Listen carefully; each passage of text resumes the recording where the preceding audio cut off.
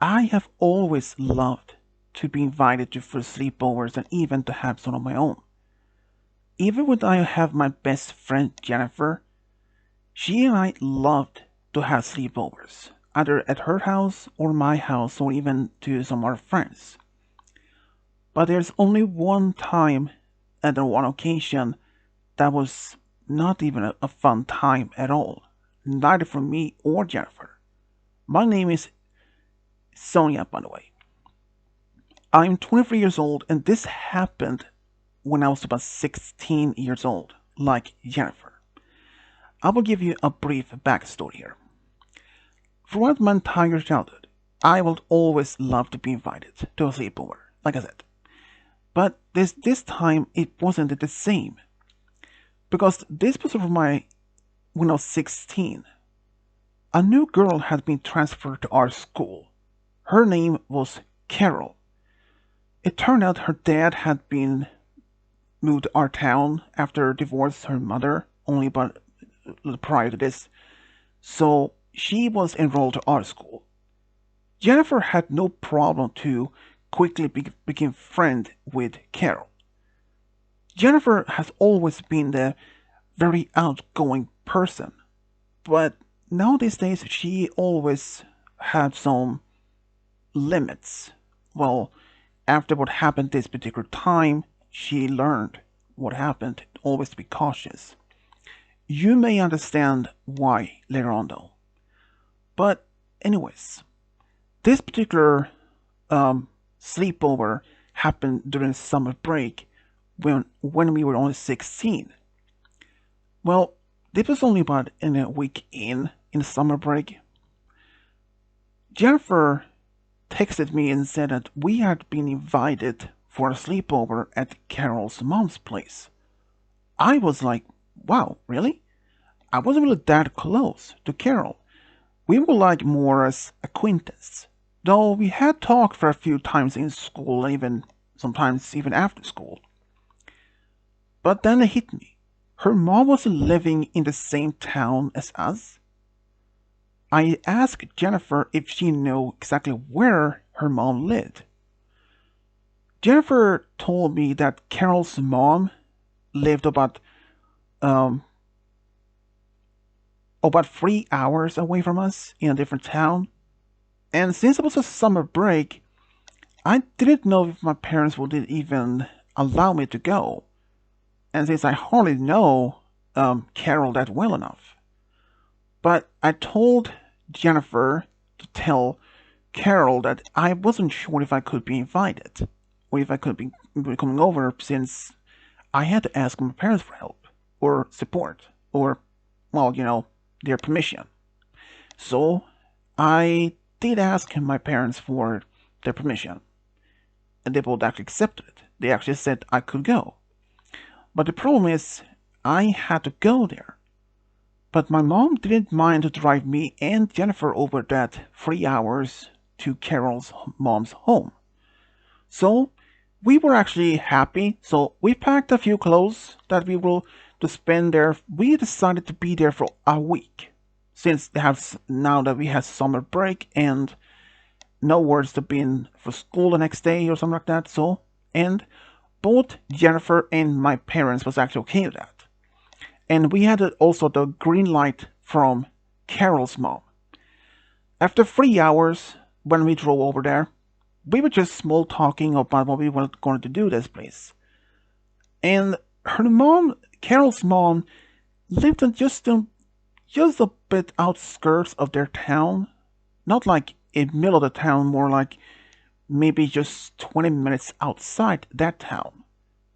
But when we arrived, we were greeted by both Carol and her mom, Sophie. Sophie was around in her 40s, I believe, if I remember correctly. But we were invited.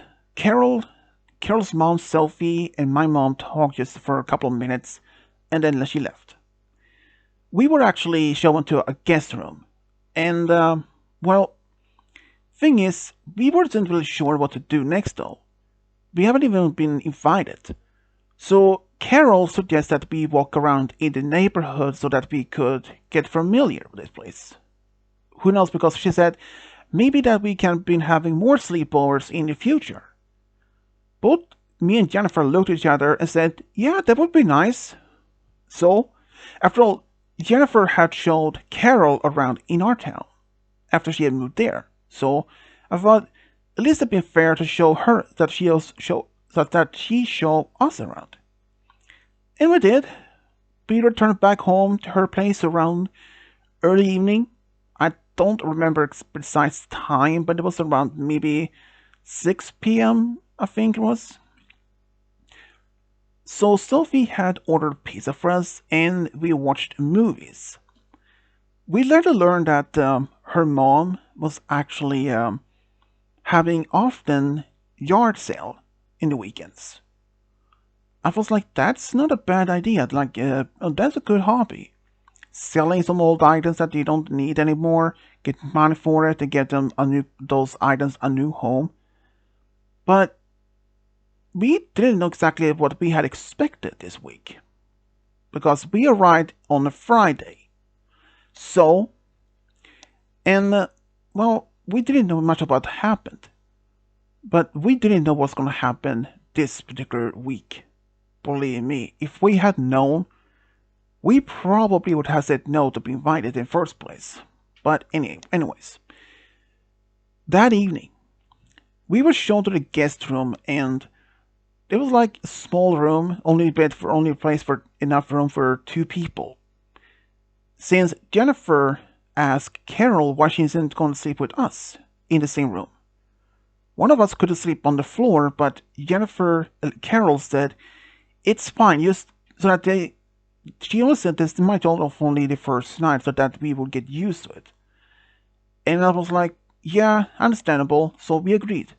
But that evening, or that night, when we didn't know that the door to our guest room was locked, we weren't even aware of that until like in the middle of the night when I needed to use the restroom.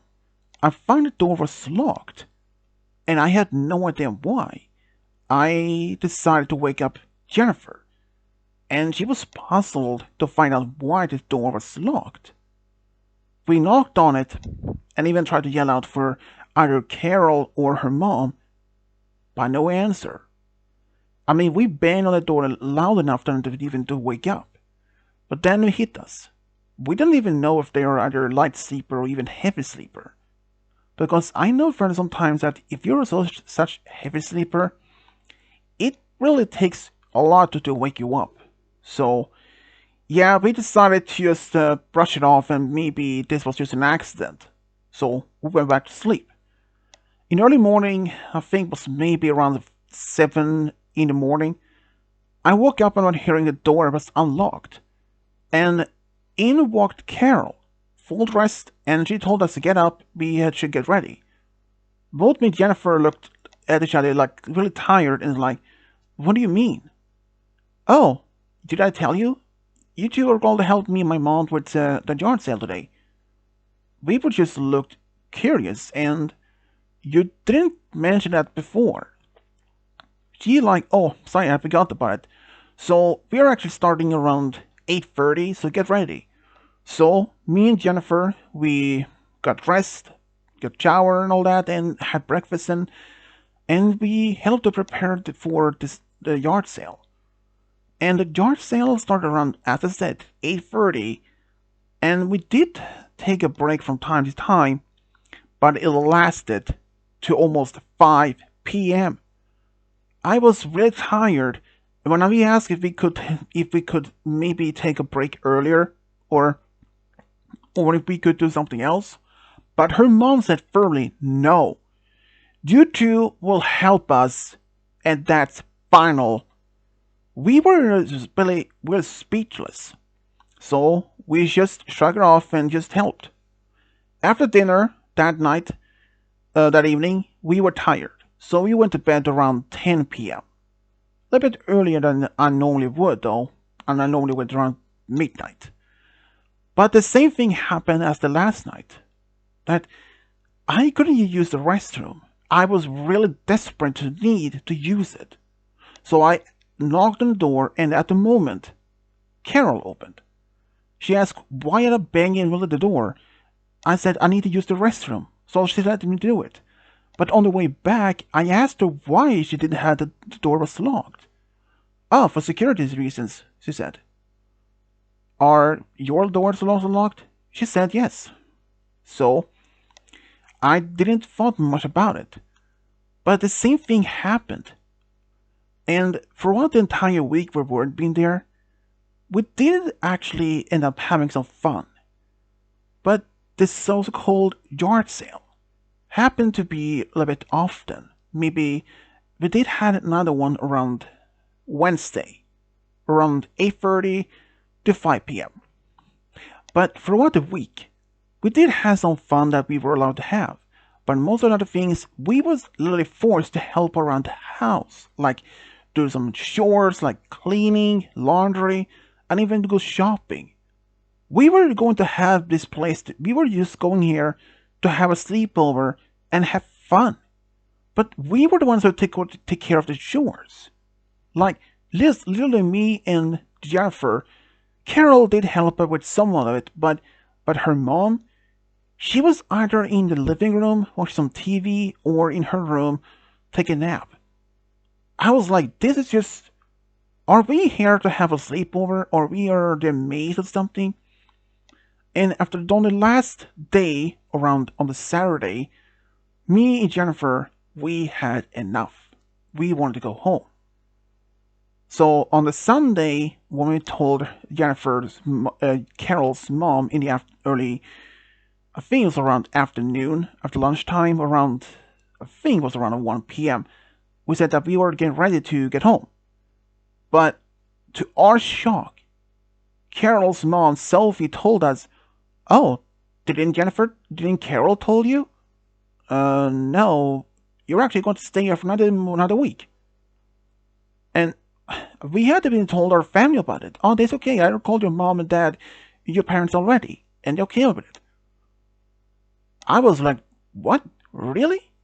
And at the time, I did have a cell phone, but I forgot it at home.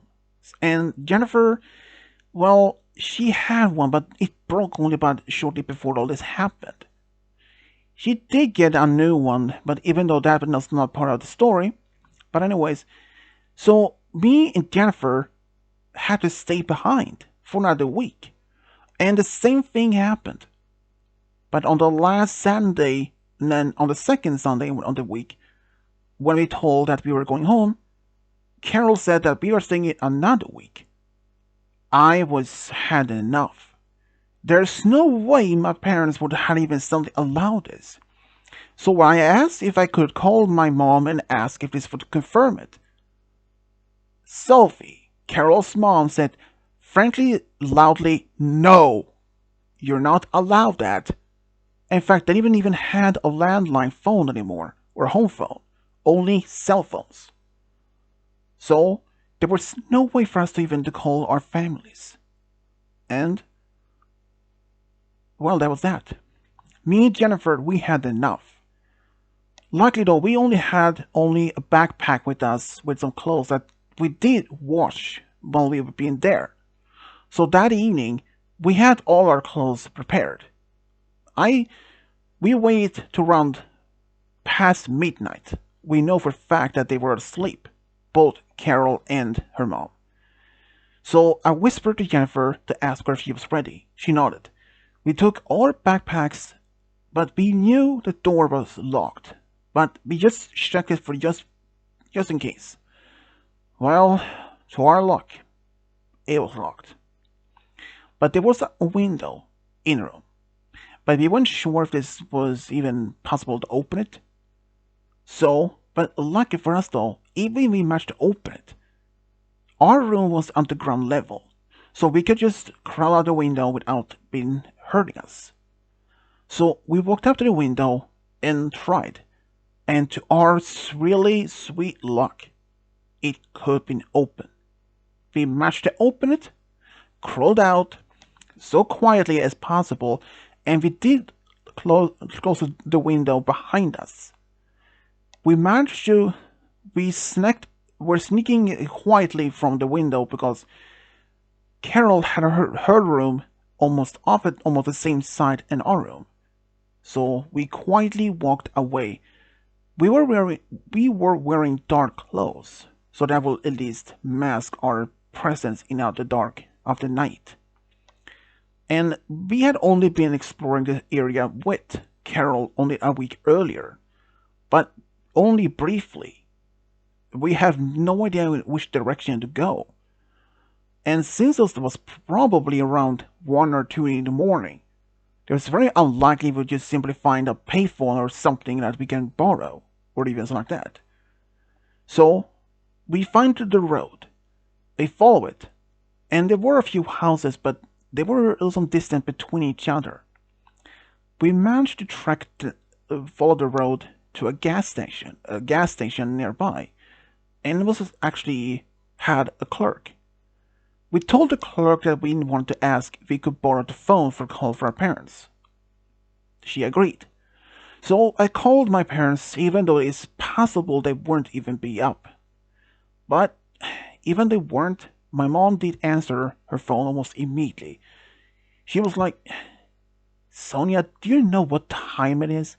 Mom, can we come home? Why? I thought you were going to stay for at least another bit longer. What do you mean?